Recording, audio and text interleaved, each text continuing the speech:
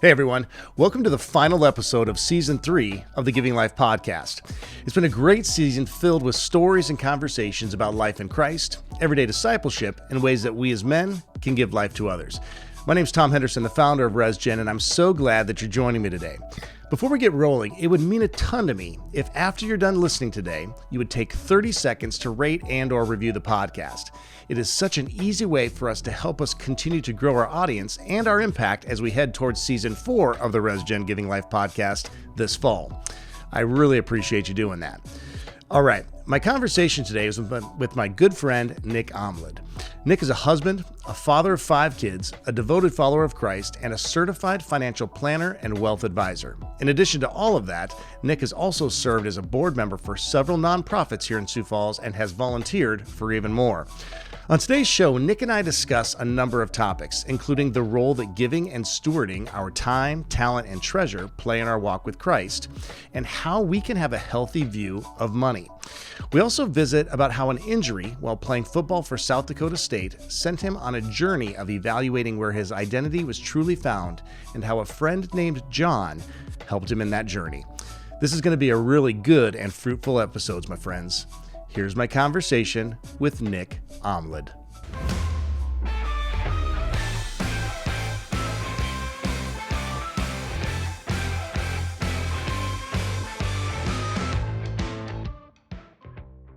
Nik, my friend, it's good to have you here, bro. Great to be here. I appreciate the opportunity, man. It's Yeah. good to sit here with you. Yeah, well, we're gonna touch on a number of different topics, like I said in my intro. But before we get into that, first, you need to intro yourself, okay? Because maybe I didn't do it justice on that intro. You may not have, yeah, you may not have that. So- There's a lot to say. A lot to say. So, give the audience just a quick little introduction to who you are, family, what you do, and then we're gonna dig into it. Yeah, Nik Aamlid. I'm got a wife, Stacy. We live out in Brandon with our 5 kids. And I say yes, that is 5. It's real. It's real. My wife keeps us all on track, so we have a big old honking calendar in our mudroom and whatnot, and she keeps everybody going in every which direction. So, absolutely love it. Kids are active, play a lot of sports and get involved in a lot of things. We're involved in church, and so that's kind of the Aamlid family. I'm a financial planner at Pinnacle Wealth here in town. Okay. Starting year 6. Doing that. Worked in the nonprofit development world for like 8 years prior to that. So little career change there, and it's been awesome. So I work here in Sioux Falls and drive in every day, and I use the 20-minute drive in and the 20-minute drive back home just to mentally prepare myself to walk into the chaos. You know, those days where Stacy will throw one of the kids at me and basically say, "Your turn." Yeah. Out. So, that's such a good thing, because I know we've talked about that on previous podcasts, is that whole idea of kind of punching out from the day at work and, kind of punching in at home. I remember when Coach OJ from, Augie here, when he talked about how he would have his football players, punch the goalposts as they're, walking onto the field, saying we're leaving everything else, behind and focusing on football. And then the reverse is true as they head back to, back into their world off the football field. And so that's your drive time where you're able to kind of decompress from the day and prepare yourself to enter husband and dad mode. Amen. Yeah, I have landmarks even. There's a daycare right off of Rice Street as I'm coming into Brandon. It's 3 minutes from our house. When I hit that, it's like, all right, here we go. Yeah. Here we go. Yeah, dad mode. Okay. And then so prior to coming on the team at Pinnacle, you worked with Kingdom Capital. Yep. And so that was a lot of really, which is a great opportunity again to just visit about our main topic for today. It's going to kind of be stewardship and having a healthy view of money and all that kind of thing. And then prior to that, you also worked with FCA. Yep. And I know that FCA was a big part of just even your life, even as a student when you're at college. So I want to begin there, okay, before we kind of get into kind of the main topic of the day. But when you and I have visited, we've had obviously lots of conversations prior to today, just as brothers. But you were very involved in sports. You were very involved. Obviously, you played football for South Dakota State under Coach Stiggs, who just retired after a great career there, going out on top with the championship. Absolutely. But was it safe to say that as a youngster, that the kind of sports was your thing? I mean, that was kind of your life? I would say 100%. Yeah. Yeah. Growing up, it was just kind of, it was what I did. It was what I liked. It was kind of where you found your joy and your identity per se. And yeah, I would say my life was truly, honestly built around sports, even growing up. I'm one of 5 kids in my own family. Okay. And that's what I remember is getting hauled around all over the place. And, mom and dad would pick one up and drop one off, and we were everywhere. So yeah, sports was certainly a huge part of it. Okay. Yeah. And so then you go to college. Yep. And you are, you're on the Jacks. Mm-hmm. That's still kind of your focus, Yep. right? Sports. Yep. I mean, you're there to get an education. Yep. But yeah. But it was more to be able to play football. Okay? Absolutely. Yep. And so your identity was football. Truly, yeah. When we were looking at colleges, that was honestly what I was looking at. I had no clue what I wanted to do. The first major I ever declared was general studies, because they told me I had to declare one. No, I have no idea. They're like, well, this one might be for you. Yeah. And so general. So I declared general studies, because honestly, I had really, it wasn't I didn't have interest in education. It just wasn't something that was as important to me. So for me, athletics was going to be my ticket, and that's what I wanted to do. Even in high school, I wasn't a bad student, but if I had focused and been a little more intentional about things, I could have been a better student. Okay. But my focus was elsewhere. So did you hope to go on from the collegiate level? Did you? Who doesn't? Who doesn't? Right? Yeah. Whether or not it was realistic, that's a different story. Exactly. But I could be that guy. I don't know. Yeah, like in your head, you always hope those things. I'm a big guy, and I had a frame that could hold a lot of weight.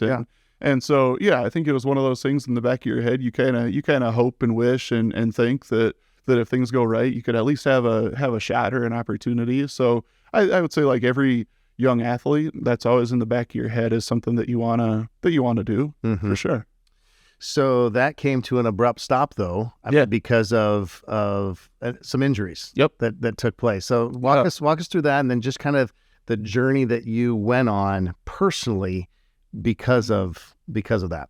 Yeah. I mean, yeah. So you get to college, and it's an interesting one, because you go from, and I was never tremendous, as an athlete, but yeah, I had opportunities because I was good enough. But you get to college, and you're little fish, big sea, and it's everybody there was the guy at their college or at their high school. Yeah. And you get there, and all of a sudden you realize that, like, you gotta make a name for yourself, and you want to be a part of things, and you want to be involved in this. And my very first fall camp, the first day of padded practice, I something happened to my shoulder. My legs got wiped out from under me, fell on the shoulder. My shoulder popped right back in. But, you start to keep doing drills, and all of a sudden I couldn't do them. Like, there was just shooting pain in my shoulder. And so already, like, I've got to sit out the remainder of fall camp, just because they're not exactly sure what's going on. So here I am having to prove myself. And already, like, I just see all these older guys looking at you like, oh my gosh, this guy can't even make it through one fall camp. And so it's like, it starts off horribly. Yeah. Because you have no way to get in there and make your name and stake your claim.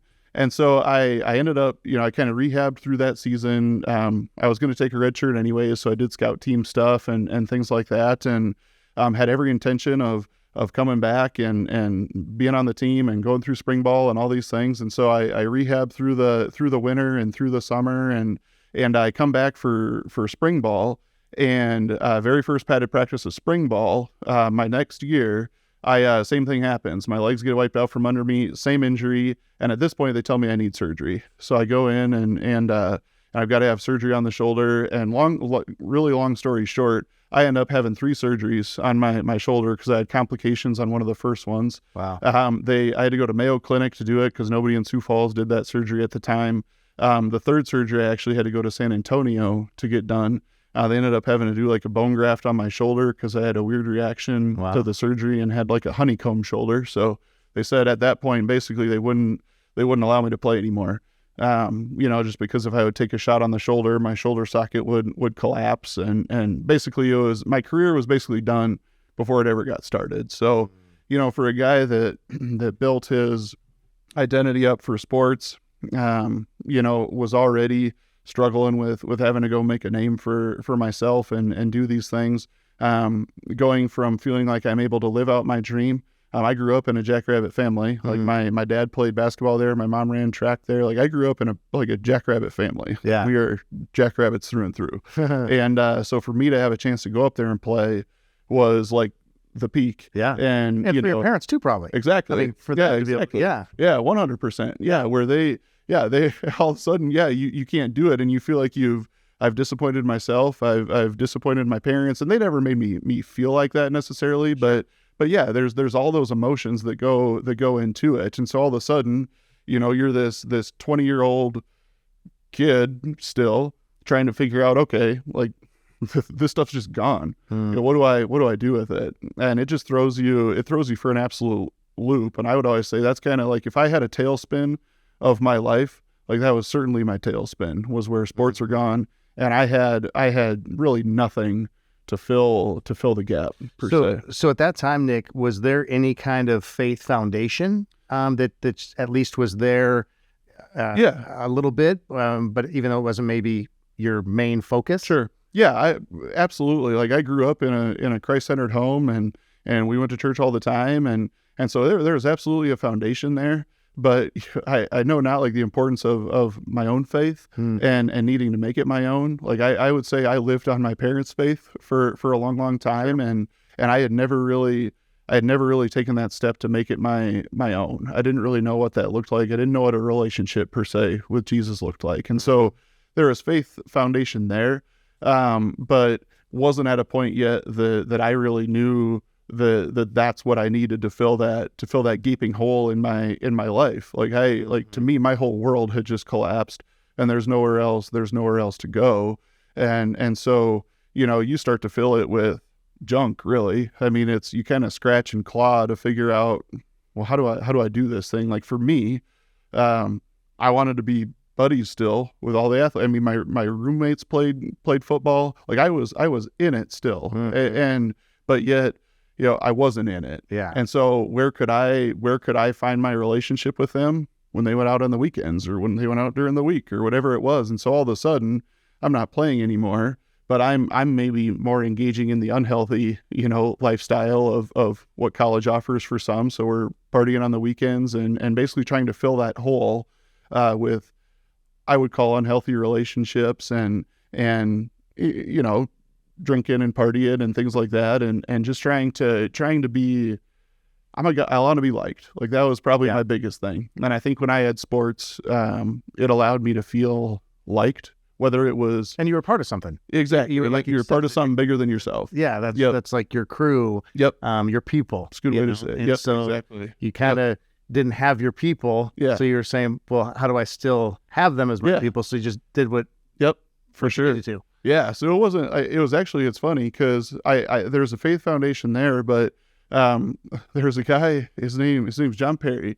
So I would go to these parties and for whatever reason, like every time I'd see John, like there's just something that would kind of leap in your spirit. Like there's just something different about the guy. And you hear people say that all the time. And I'm like, oh, sure. Yeah, of course there is. It's the biblical way to say it, right? There's something different about them. Yeah. But there truly was. And part of it was like, he'd carry around a pitcher of water, and he didn't drink. He'd carry around a pitcher of water. He wouldn't engage in the dirty jokes, but the dude was the life of the party. Like people absolutely loved that guy.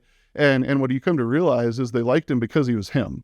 Like he just was him. And you start to realize the importance of authenticity and just this value in him being him. And so I'd kind of watch him and your spirit starts to stir a little bit and start to think that he was the one I would say I looked at and said, there's gotta be more than this. Like this can't be all there is. And so my sister actually was at SDSU as well at the time, invited me to come to the FCA group that they had on campus there. And I show up to the first one, and John was the guy that's actually leading FCA. And it's like, of course he is, And so, like honestly, that's really where I would say God really started to stir in my spirit, this idea of needing to fill the gap with him and healthy relationships and things like that. And that none of this other stuff is going to work. There's always going to be issues there. Yeah.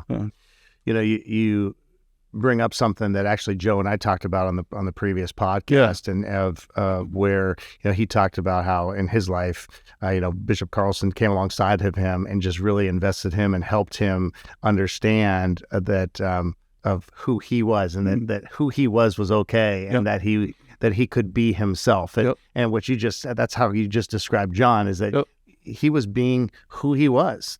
And wasn't trying to shift or make himself someone based upon where he was at or who he was with. He was just fully him, and the freedom that comes to all of us when we can just be who we are and who God's created us to be, and not feel like we've got to do these things to fit in.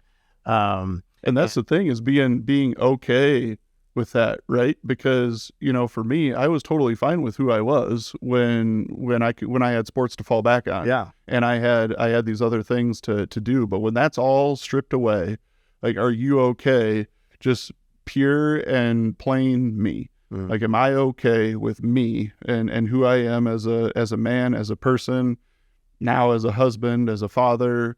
Am I okay with me? And that, I would say, is a really hard thing to be okay with if there's no foundation of faith there, right? Or of an understanding of that you were created exactly the way that you were supposed to be, and that God has wired you and designed you and created you for very specific purposes and for very specific reasons, that until I processed that had nothing to do with football. He had given me a platform. Sure. I did not use the platform the way that I should, and the platform was gone. I've questioned that for a long time. Like, there are a lot of people that dealt with the same injury that I did, had surgery, and went right back to play. And so why could I not? Like, why was mine any different? Why? It's easy for me to say, why did God not allow me to go back? And God, I could have used that platform to glorify Him and make His name big and all these different things. And, you look back at it and it's like, yeah, but He knew exactly who I was. And if He'd have planted me back in that situation, I'd have been right back to where I was. Like, He had to take me out of it to get me where He wanted me to be and needed me to be, to serve Him in the way that He needs me to. Yeah. So let me ask you this. And so you connect with John, at FCA, right? And so is that where then you kind of really began your more personal journey of pursuing that personal relationship with Christ and that faith of your own? Yep, absolutely. So John kind of got me introduced. We had FCA at high school growing up, and I'd always go. Jeff Lukens. Yep. So Jeff ran the FCA chapter at high school, and Jeff was incredible. So he's another one that you talk about seeds, getting planted all along the way. There were seeds all over the place, that God just all of a sudden started to grow in your life. But yeah, so I'd go to FCA, and all of a sudden, things were stirring in me enough, and now I had summers free because I can't play anymore, and so my summers aren't committed to, working out and doing things like that for football. And so I actually walked into the FCA office when it was back on USF's campus. Okay. And I had known Brian Hansen just from growing up, and Todd Knutson and Gordy Fosness. They're kind of the Mount Rushmore of FCA in South Dakota, if you will. And so I walk in there, and basically by the time I walked out, I had a summer internship with those guys. Okay. And you talk about a powerful summer. There's another gal, Heidi Robertson was her name. She was there at the time too. Those four taking me under their wing for that summer was incredible. And yeah, God just started to take those seeds and absolutely allow them to flourish and really just help me understand what that personal relationship means and where my value is and my worth is. And it was huge. So that was the summer for me where God got a hold of me and really kind of took me from going in a pretty nasty direction to a really positive direction and starting to use some of the stories for good, getting a chance to share with athletes who are struggling with the same thing that I was, and speaking at different events about the power in playing pure and alcohol free and surrounding yourself with positive relationships and understanding the role that Jesus wants to have in your life and what a relationship with him looks like. So it was a neat time in my life, I would say, where I felt like God was really moving and growing in me and allowing me to spill some of that over, per se, into others, which was. Did you ever feel, Nick, that did you ever have feelings of, why did God, cause this to happen? And, being upset with God that it happened? Yeah. I remember, I remember vividly, my mom took the phone call. I was at my parents' house after I had gone down.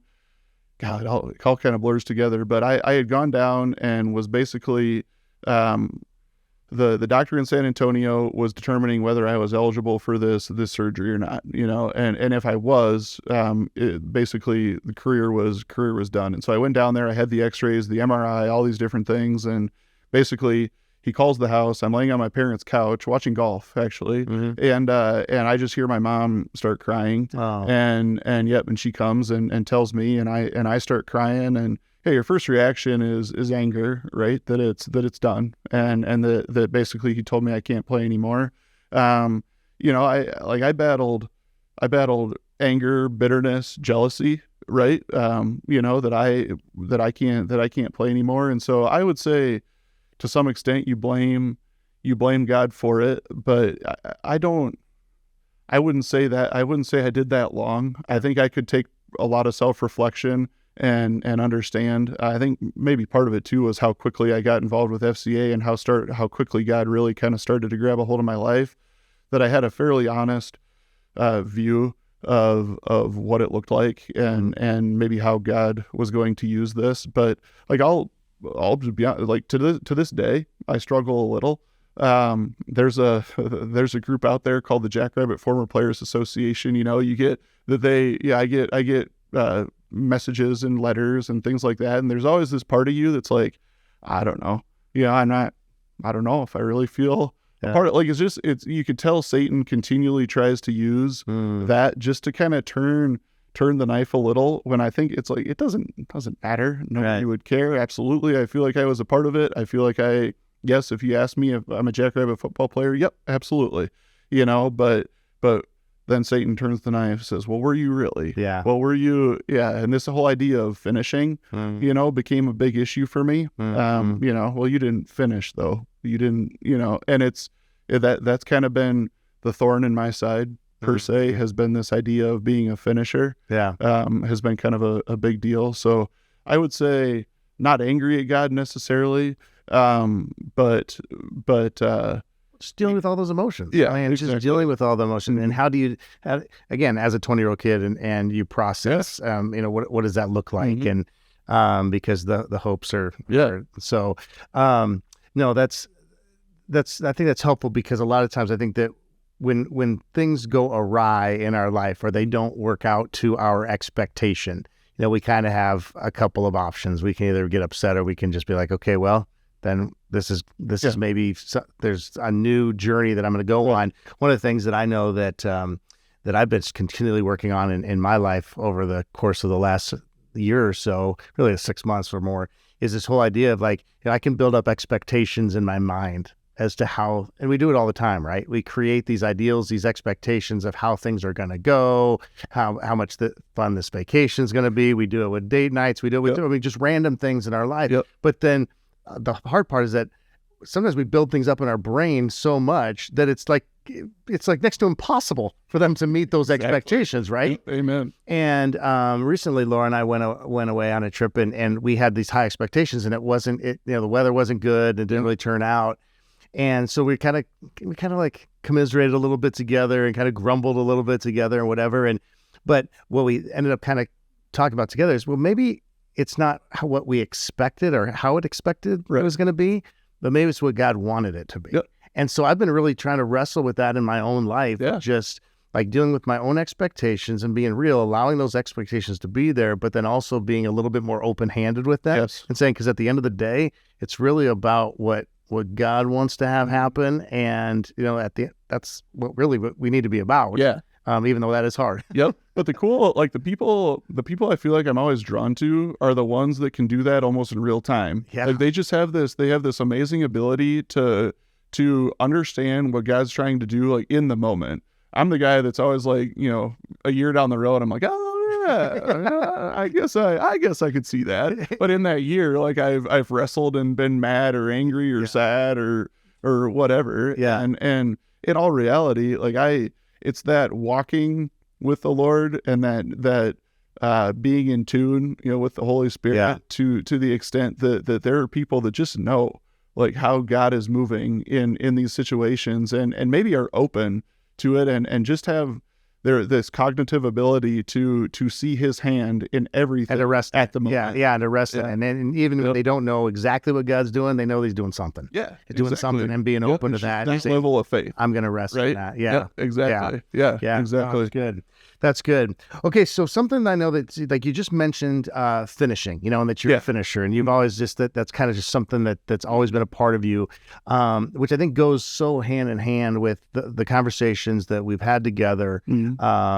That were prior to this conversation here that led to this conversation, and that whole idea of stewardship, because at the end of the day, we are all stewards, right? We are all stewards of our time, of our talent, and of our treasure. And I know that stewardship is big. And I mean, that's a big thing to you. Yeah. And just the role that's to play in our faith, in your walk with Christ. Yeah.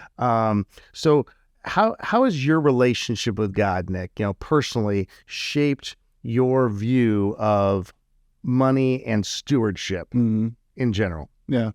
Well, I would say, honestly, it probably starts back where we just talked that, I don't feel like I probably stewarded some of the physical abilities that God gave me well. So as I've developed my relationship with him, that's something that is very, I'm very aware of. Yeah. And so now to sit in the world where I am, where we deal with money all the time, and even in my role with Kingdom Capital and FCA, and even at SDSU working in development there, this whole idea of generosity, like, has just intrigued me to no end. Like, the pure joy that you honestly see in people of generosity is hard to describe.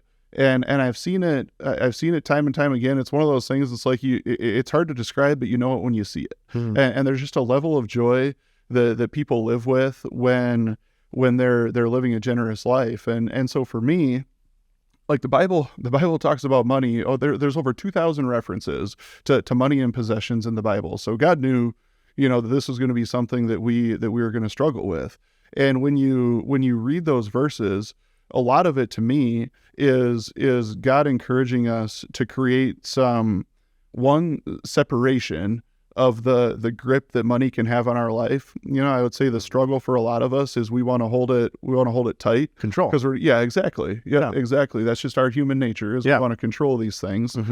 So that's number one. But two, this whole idea of ownership. So I think to me, if I'm going to answer your question, it's that idea of ownership that probably has transformed everything. That if you honestly believe what the Bible says, that God owns it all, then God owns it all. And my only role is as a steward. Like I'll tell people sometimes, like I have 5 kids. And so I get frustrated to no end when we so my wife recently took the kids to the circus, and they get all those stinking, light up things, and they're on the floor of the car and they're getting stepped on, and they last for 2 minutes because they just don't take care of them because we bought it.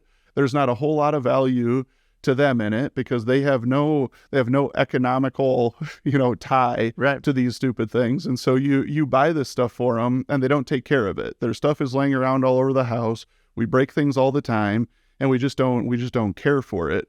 Now, if they, invest some of their own money in one of these things and they have to put some money forth and they buy it, they'll take a little better care of it.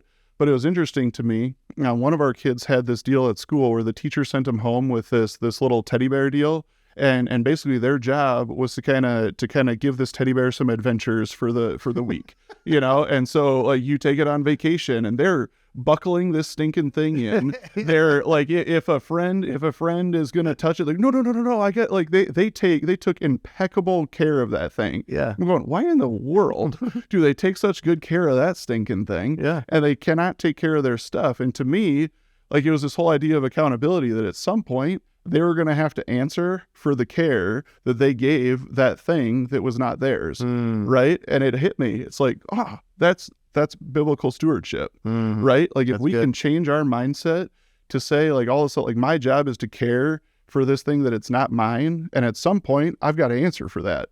Right. At some point I have to answer for how I stewarded the resources, the time, the talent, everything that I had that God gave me. And if my mindset shifts to this understanding that he owns it all, and this is just temporary, it's on loan temporarily to me, and he's giving it to me to try to make a difference for his kingdom, that absolutely changes every decision I make with his resources.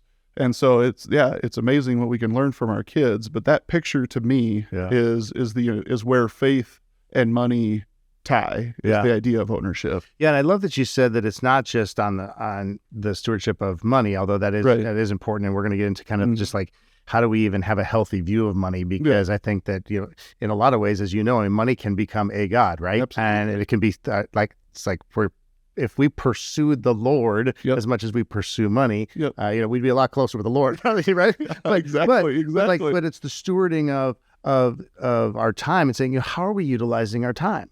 Are we using our time to the benefit of others? Or are we being more selfish with our time? What about our talents? You talked about, football, utilizing your football talent throughout maybe your middle school, high school, and was going to hopefully be into your college years. Really, that probably more about look at me versus look at him. 100%. Right?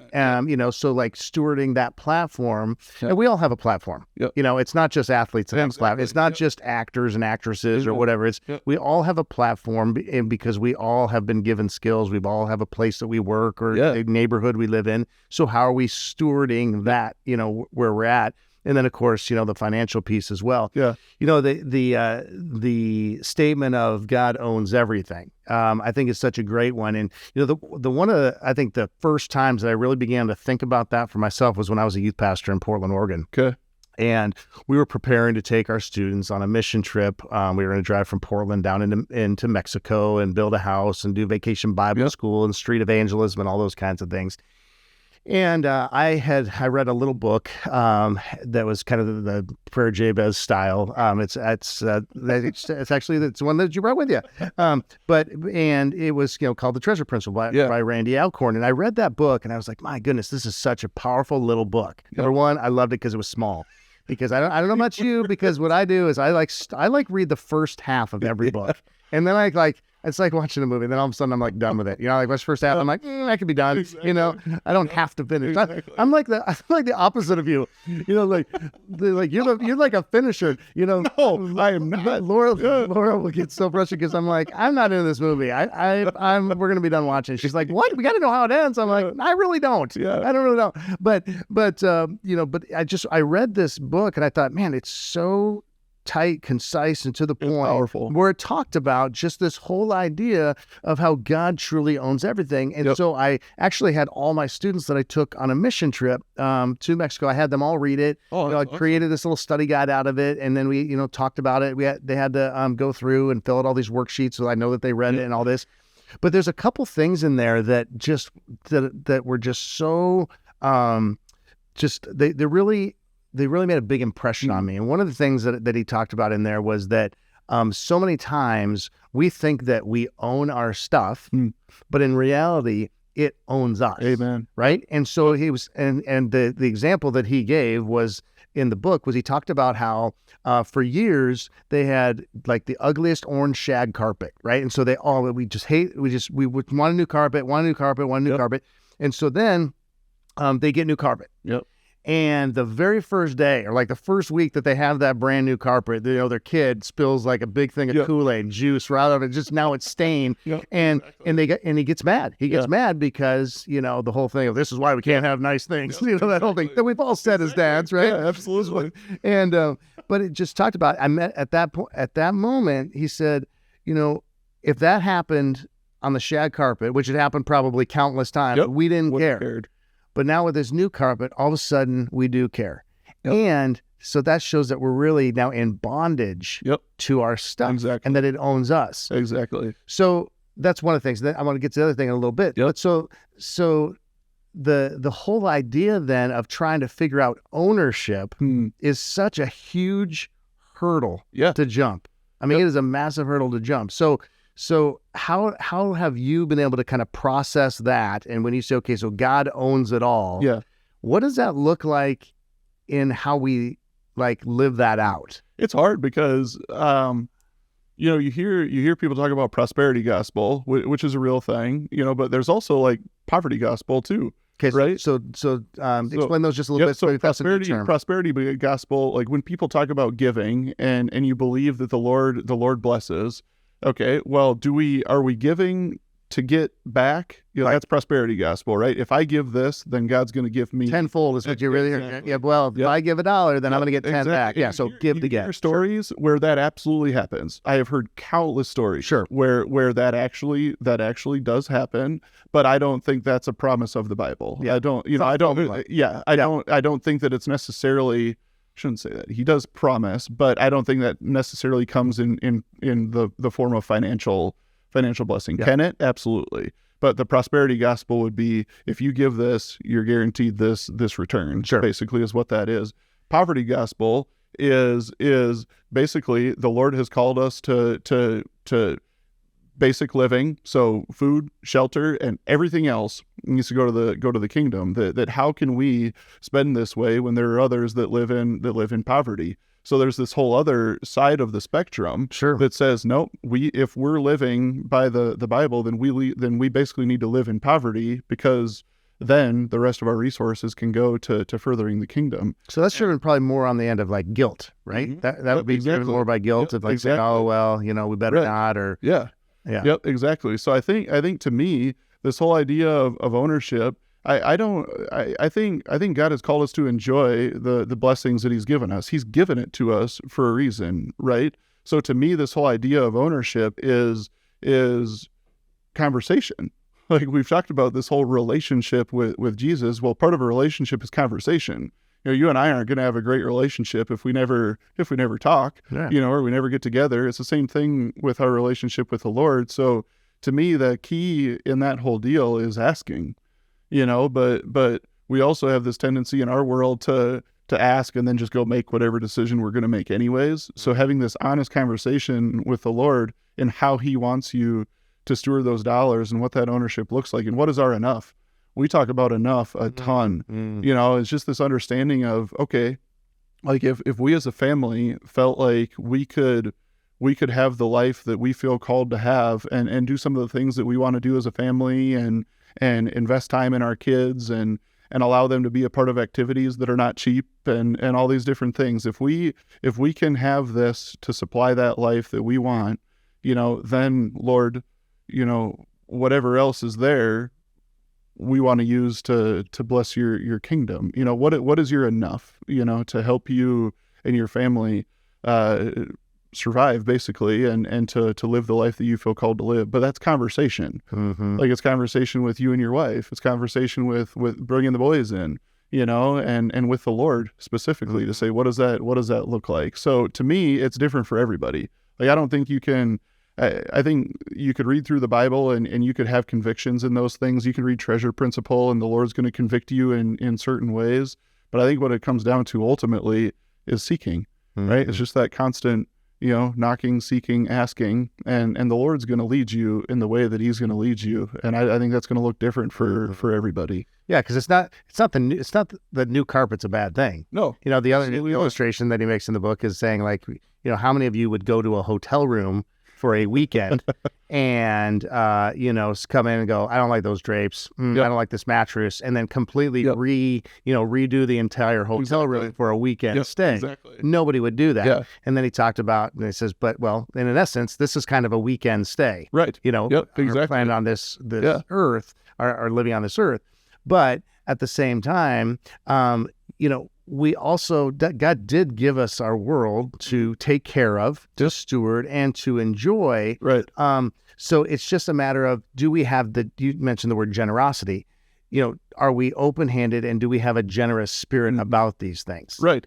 And that's, I think, a consistent, that's something you have to practice. Mm-hmm. You have to practice generosity. Yes. So, because a lot of times, don't you think that our view of money is in large part determined by our past and how we've grown up, right? Yep, and so our view of like, so if we grew up without very much and maybe a little bit fearful of not having enough and having more of a scarcity mindset, well, we're going to probably bring that into our marriage, absolutely, and into how we view money as an adult. Oh yeah. And so we have to figure out. I know that was a conversation for Laura and I, and just she taught me so much more about generosity. Not that I didn't grow up in a generous home, but she really challenged me on my generosity and my view of stuff, view of money early on in our marriage. And so that's been a continual growing point for me. Well, that's the thing. Like you grow in generosity, but you have to grow in contentment too. Contentment is the other one that's huge. And I think it's amazing how God works, because you guys are not unique in that sense. It's really interesting to see how God places people together. And one of the first questions we'll ask people a lot of times is, what's your first recollection of money? Or what was money like growing up? And people kind of look at it like, well, why the heck does it matter? It matters a ton. Yeah. Because that does absolutely shape how you view money. Like, how do you view debt? How do you view generosity? How do you view, it shapes your whole worldview of money. But yeah, you have to grow in contentment too. And I think that's the biggest thing is it's less, I think he talks about in the treasure principle too. It's not so much what God doesn't look as much at what you gave, but what you kept. Right. And why did you keep it? What was the purpose of you keeping those resources? And I think that's pride, is a huge one with people, that where are you finding your security ultimately is where it is. Do we have our possessions and the money and is it our security? And if it's our security, then it's never going to be enough. Right. Like that's where I think you see this constant battle for more, because that's what I wondered when you asked the question earlier, or you made the statement of saying, you have to determine what is your enough. Well, for a lot of people, it'd be, well, just $1 more, or just one more week of vacation, or, because it's never enough, because that's human nature. Right. Yep, absolutely. And so that's where I think contentment is so key, and recognizing that our joy doesn't necessarily come from those things. They can help us experience some joy and experience some happiness. Exactly. But it's not like our joy comes from that, because our foundation, of course, is to be incredible. Yeah, and not everybody who's generous, I would say, probably has the purest relationship with money. But I would say those who have a pure relationship with money are generous. And I think it's just interesting. It's interesting to see that. And you look at the life that they live with contentment and joy and everything that comes along with those things. And you look at those who have a firm grasp on it and won't let go of it, and they live in constant anxiety and fear, and the world's about to end, and the next bad thing's right around the corner, and so we can't do that, we got to keep hoarding, and there's a lot of danger in that as well. And for me, it's interesting because my security when I was a college kid was in my identity as a football player, and I always had those things to go back on. Well, now, here I am however many years later, and it's the same issues, just different stuff, right? Like we never get out of this idea of we'll try to build security around ourselves in unhealthy ways. And for adults, my experience has been a lot of times that's money. And it just creates this very unhealthy relationship with money in our culture.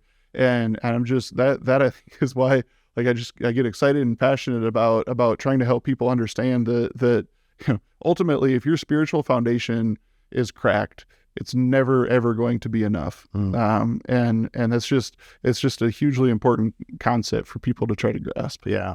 Well, and you and I have talked about just how money is to be a tool.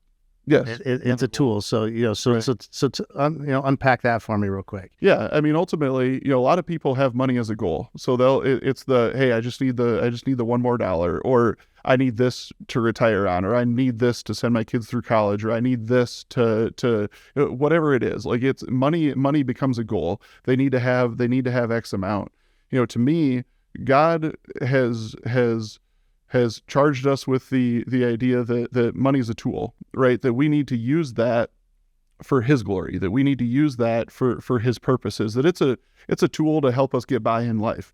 Like, I'll be the first one to say, like, money, we talk about true wealth, which we would call the proper balance between your physical, your emotional, your spiritual, and money's woven into all of it. You talk about your spiritual growth, and giving is a huge piece of it. Well, if you're going to give, that takes money. Physical, you got to have a gym membership to eat healthy. You got to buy good groceries. Like, it takes money to do those things. Relational, emotional, those things. Like, it takes money to be healthy in these areas. And so to me, that's where ultimately it becomes a tool, right? It is a tool to help us live a healthy, generous, Christ-centered life. If money's our pursuit, is where it's never going to be enough. If we understand that money is just used to help us get further along in our relationships and with our relationship with Christ, it changes dramatically.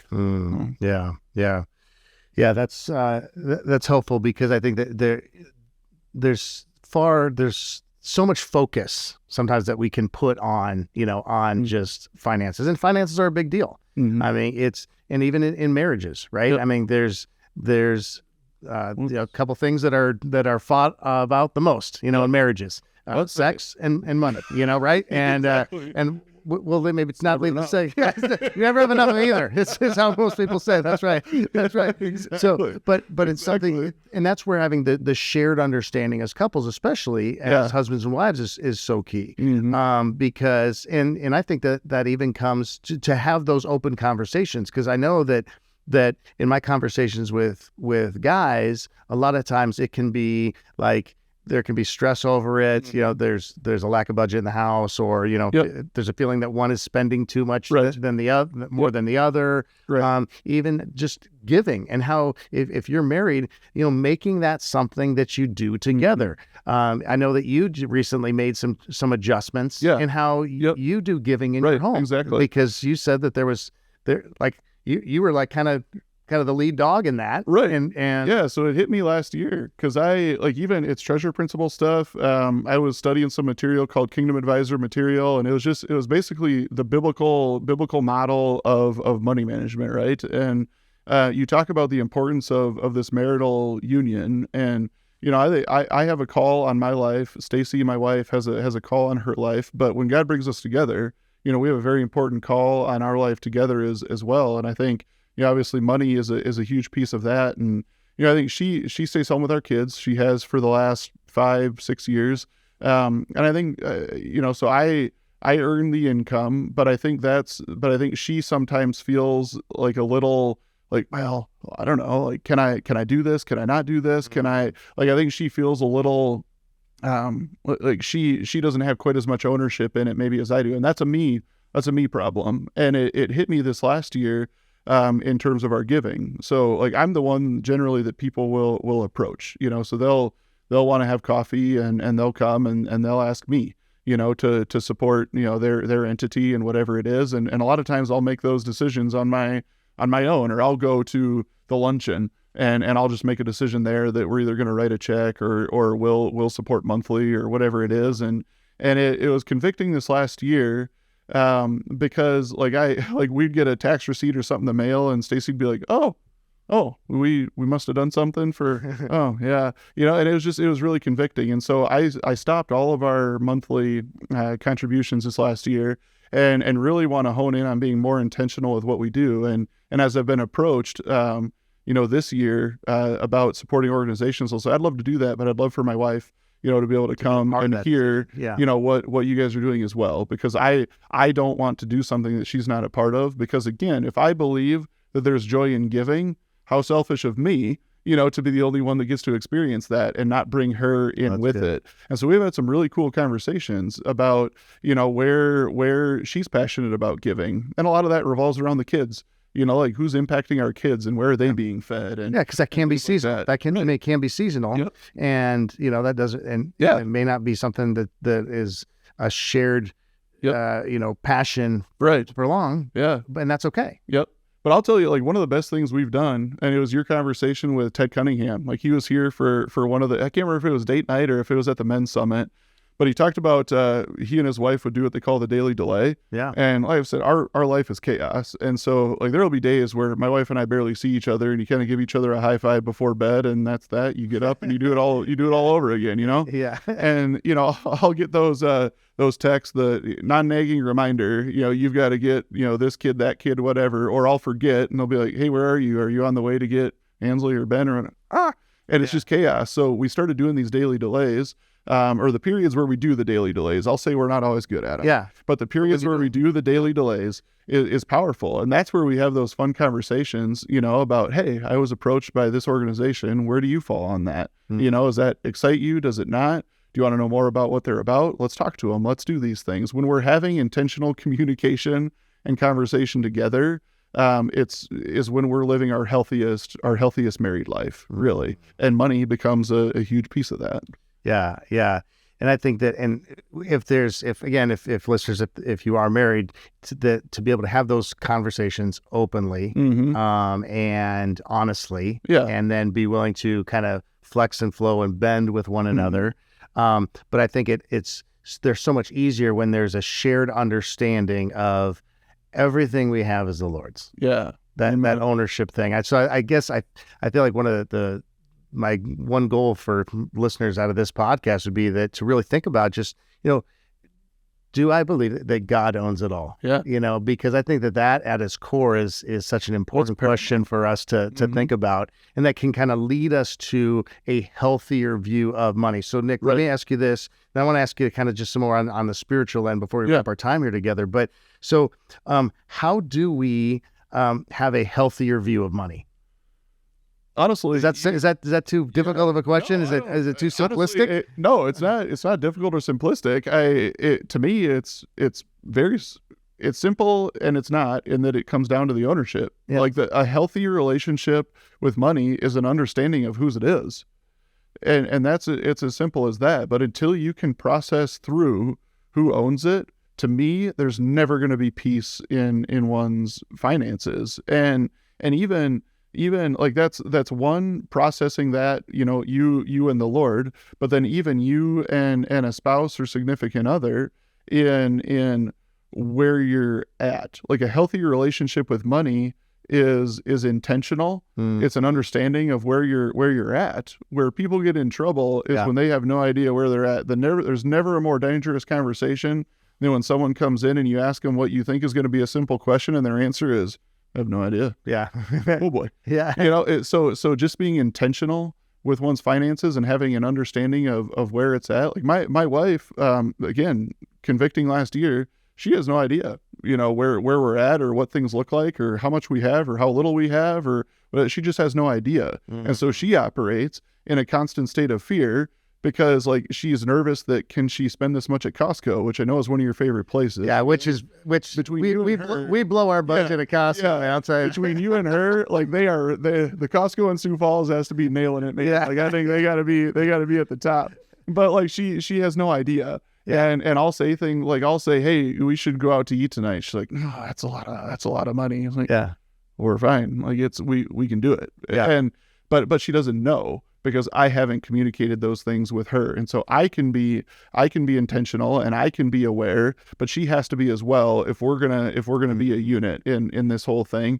And then she and I need to be intentional about where we fall with the Lord in those things as well. And our understanding of his ownership and his call on our life and how we steward the resources that he has given us. And again, that's financial, but that's our 5 kids. Yeah. Right. Like, what are we doing with them? Yeah. That's our time. Where are we serving? Where are we being intentional with these things? And so, it's communication. So it's yeah, in a way, it's a deep question, and it's one that's different for everybody. But the easy answer is you got to come to grips with who owns it. But that's not an easy journey. It's not an easy journey, but it is the same question regardless of your tax bracket. And that's the thing, because it's not about the amount. Yeah. It's about the view of that, and then saying, okay, and I just want to use whatever amount it is to the greatest benefit of what God wants me to do. And that doesn't mean you can't enjoy stuff. That doesn't mean you can't go on a nice vacation. Exactly. It doesn't mean, like there was times when especially in the when we started the ministry and I would like going to the grocery store was stressful, because I would always be like, man, what if someone gives to the ministry and they're like, they walk by my grocery cart and they see, chips. And I'd be like, and they'd be like, oh man, chips? I mean, I want you to live a long time. You should be buying vegetables. Why you tell that to me? Because Nick, chips, really? But I found that I was kind of being like, I was nervous about just the spending of money and all those kinds of things, vacations, all those stuff. And so it's good to be mindful. I mean, we want to be mindful and all of that, but we don't want to be in bondage to it because at the end of the day, it is a tool. Like you said, it is a tool, and a tool that can be used to be memory makers, to provide the nutrition, all the stuff that we need, and then also to give and to bless others. Absolutely. So that's really good. Yeah. Okay. So real quick, some of the just main themes that you see every day when you discuss money. So just kind of like a couple main themes that you see, whether it be on budgeting or whatever, just kind of overarching, shotgun approach here. Yep. Biggest one I would say is the contentment piece. There's a desire to constantly keep up, and I think that's a big one. We live in an instant information society. We also live in a society where I would say intimate, deep money conversations are kind of taboo.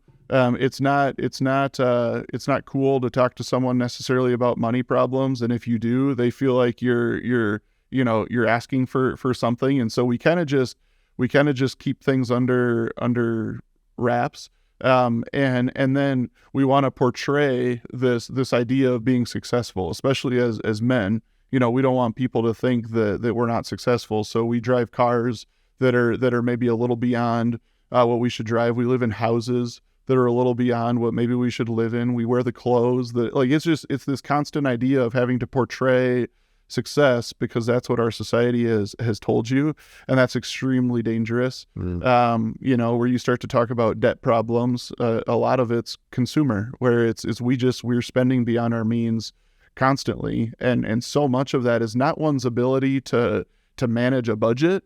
It's their desire to keep up, and to show that they belong. So they take the bigger trip with the friends that want to go, and they pay for it for a year or more. So that probably honestly is the biggest one, is this whole idea of contentment.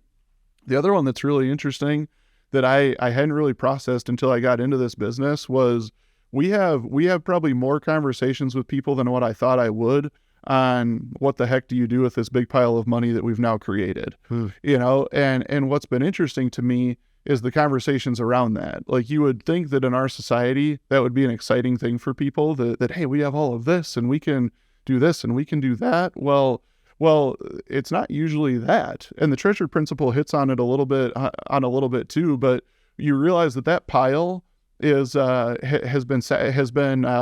basically opportunity cost, right? There's opportunity cost to that pile. So that pile means they didn't go on the vacation that they probably wanted to at some point. That pile means that they didn't buy the boat that they wanted to, to spend time with their family at the lake, or do the cabin deal, or spend the time with the kids that they wanted to, doing these different things, because they were always in pursuit of this pile and needing this pile. And now they've created a problem for themselves and trying to figure out what do we do with all this? Mm-hmm. We don't want all this to go to the kids because that's probably not healthy for them.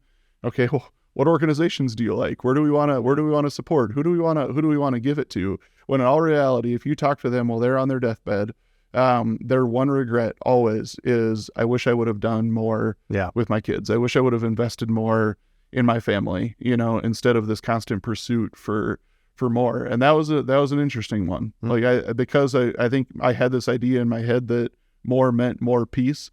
And even that's with a spiritual foundation. But I'm starting to realize that that's really not the truth. So for us, it's this whole idea of planning and understanding, what do you want? Like, what do you want to create? What do you need for you and your wife? What do you want to do for the kids?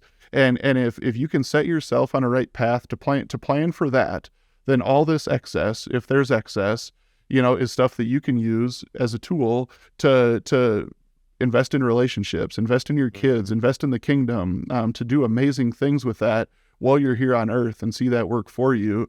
But it's this, it's the unknown. It's the lack of communication that pricks people's hearts to say, well, I've got to save. And we pinch pennies and pinch pennies and pinch pennies. And all of a sudden we've created a pile for ourselves that becomes a problem and we don't know what to do with it. Yeah. So those are the two biggest things probably that I see more often that were maybe slightly surprising. Yeah. Per se. Yeah. Well, and I mean, you see it, of course, hashtag take the trip, and I mean, all these kinds of things, whatever. But like you said too, but you do it within your means. Yeah. You do it within your means, moderation is a sign of maturity in really all aspects of our life. Right. And so it's saying, okay, let's make a plan. Let's put that together so that we can go and do some of those things so that we don't look back and say, gosh, we never did. Yeah.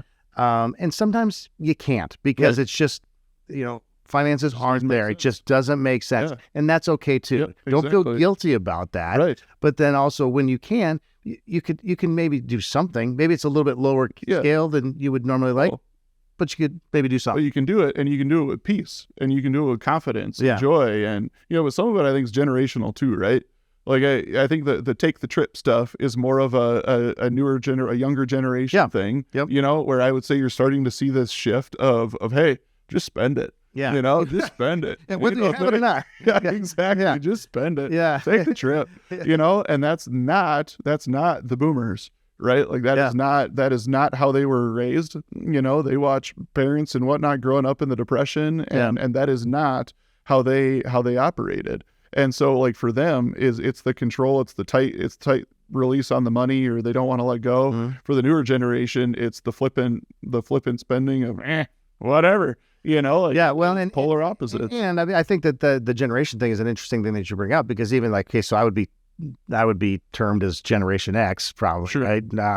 Gen X and the MTV generation, which I just saw that MTV is no longer. I guess they're canceling. No way. Yeah, I guess. It hasn't been music forever, but I mean, I guess they're calling it quits. But at any rate, even just the view of is different between like Generation X, me, and then, my sons. Where, Zay had the opportunity to go with the USF choir to Italy for like a 12 or 13-day trip, sing in the Vatican, do all this amazing stuff. And, it cost him a pretty penny to do it. Yeah. And I'm just like, man, but I don't know, like, are you sure you want to invest that kind of money in it? Are you sure? I mean, you've got your whole life to, go to Italy, right? Yeah. And I'll never forget what he said to me, Nick. He goes, Dad, you're 47 years old and you've never been to Italy. So, and I'm like, oh yeah, that's totally true, but so it's an option for him. He was willing to work hard to make it happen. Yeah. And he went and he came back with 501 or 502 pictures on his computer that we went through. And he was so glad he did it. And I was so glad that he did, right? Yep. Because that was an experience. Yep. But my natural inclination was like, you know what? That's probably too much. You should throw that into college tuition. And, I mean, again, right. It's all dependent upon the value that you're putting in that right now. But he had the ability or wherewithal or whatever, just say, I may be able to do it later, but I might not. And I want to take the opportunity to do it. And and he was able to figure out how to make that work. And so I gave him kudos for that, because I was like, man, that was his line of, you're 47, you've never been. I'm like, oh man, you totally just got me. But you had conversations around it, which was good. It's the intentionality that's huge. And I think that's probably people's biggest thing, is that they just don't have they don't spend the time thinking about it. Like, we'll debate forever, where we want to go on a trip, and we'll plan for weeks, months, whatever, where we want to go on vacation. We'll hop around car lots, trying to research what car should we buy, what should we have, what do we want, whatever. But when it comes to actually like the money side, we just don't have intentional conversations or create an intentional plan around it. And part of that is engaging God in that, all those decisions we just talked about, the vacation, the car, like God should be planted in all of those. He wants you to enjoy life and have those things, but have the conversation with him about what that looks like. And the intentionality that I think of also having it with your kids and that you're teaching. 100%. Is such a, and it was interesting because that is one thing that we really have tried to, and we, I did a ton of stuff wrong as a dad, usually end up talking about it on a stage and saying, here, learn from my mistakes, as a dad. But, one of the things that that Isaiah came home from college this year at Thanksgiving, we were going around the table on Thanksgiving. He said, hey, I'm just thankful that you taught me how to manage money. And because a lot of my friends, they don't have necessarily the understanding of, hey, you know what, I have to pay for my phone, or I have to cover my insurance, or I have to figure this thing out. And you got to figure out how to make the money work, and yet still be, generous and, that, you taught me that we give first. Exactly. And then we put this much into savings, and then the rest is for, us to use as we need. So, so I can't impress upon parents enough about having these conversations with their kids as well, because I think it's another conversation. I'm listening right now to a book. Laura and I are reading a book that Ted actually recommended called Doing Life with Your Adult Children. Oh, okay. Keep your mouth shut and the word come out. And which is a great subtitle, but it just talks about how we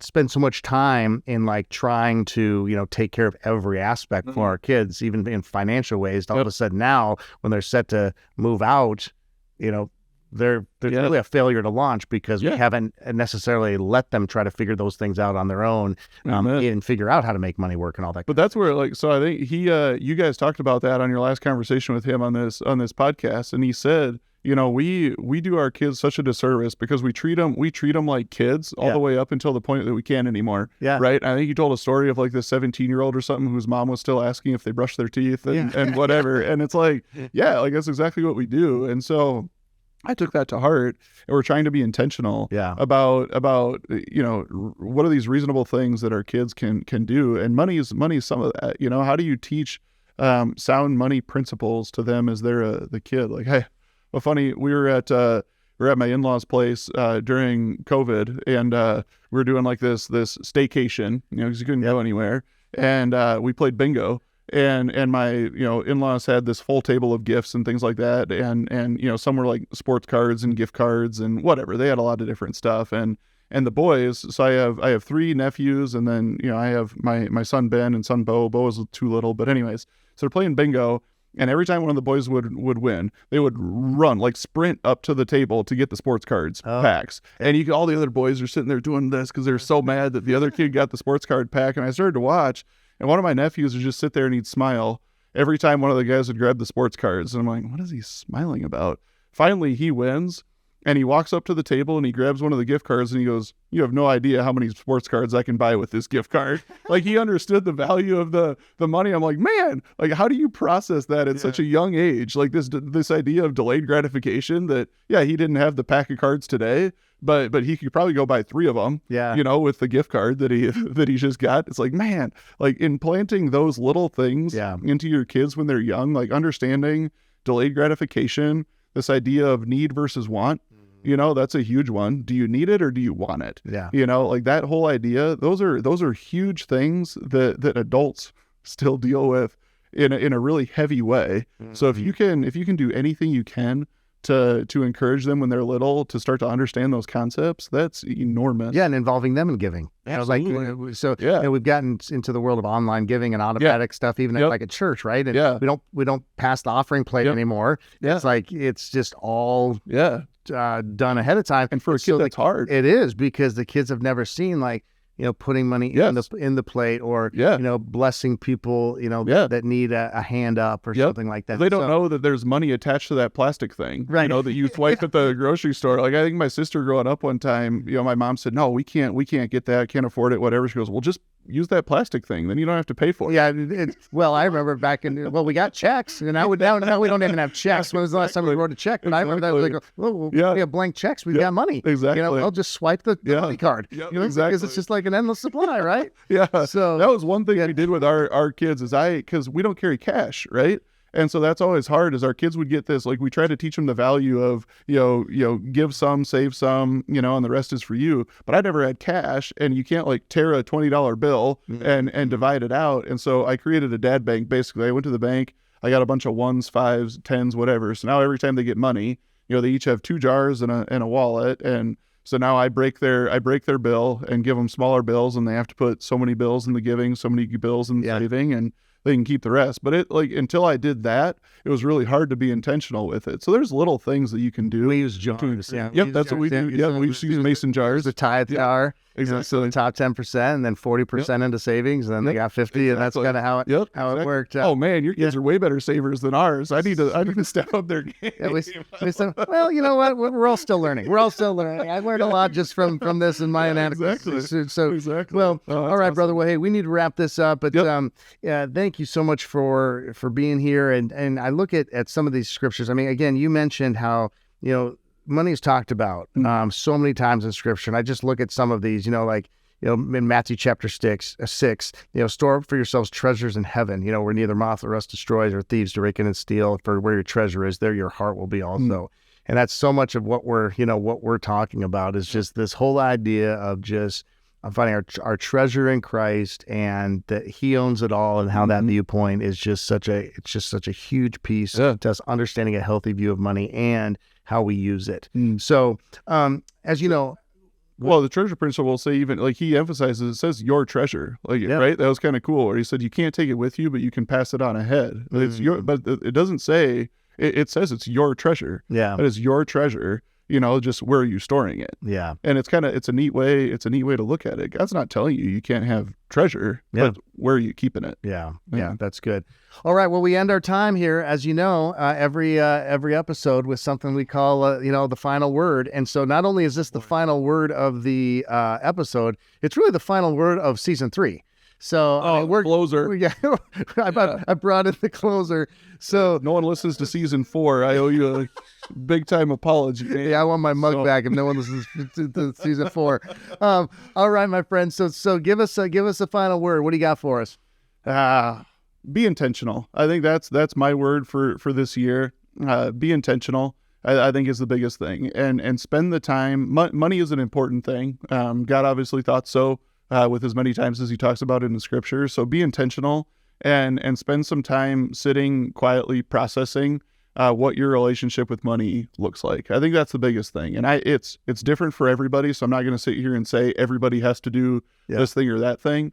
But my encouragement to people, my final word would say you have to process. And if you're looking for resources, we've talked about it, but the Treasure Principle, honestly, that's one of my favorite books ever. And then when I was joining Pinnacle, Kevin Engbers, the guy that he's the CEO over there, he wrote this book called Head North. His dad was a pastor, and it's basically they went to a resort up in northern Minnesota called Happiness, and it's basically everything his dad taught him about happiness up in northern Minnesota. Yeah. And through it, he kind of created these nine principles of true wealth, and it truly is all about a healthy relationship with money, and a lot of that is using it as a tool to build relationship around you and with your Lord and Savior. And that's so awesome. Be intentional and spend the time is the big part. Well, it's a good word. It's a good word for the final episode and for the the final word of the season. So Nick, thanks for being here. Thanks for friendship. You, and this podcast is a big deal. It's been encouraging to me and life-changing for me. And so I appreciate you doing it, and am humbled and honored to have been able to sit here with you. Love it, man. Appreciate you. Appreciate you. Well, that's a wrap on this episode and on season 3. Thanks for listening to the conversation I had with Nik Aamlid today. If you found our conversation helpful, I encourage you to share it with others that may find it helpful as well. If you'd like to connect more with Nik, you can find him at pinnaclewealth.com. Also, like I mentioned at the beginning of our time together, before you move on to what's next today, it would mean a ton if you would just take 30 seconds to rate and review the podcast. All right, thanks again for joining me today and throughout this season. We'll see you next time on the RESGEN Giving Life Podcast. Until then, maybe get caught up on a few of the previous episodes you missed, and more importantly, continue being men whose life in Christ gives life to others. We'll see you soon.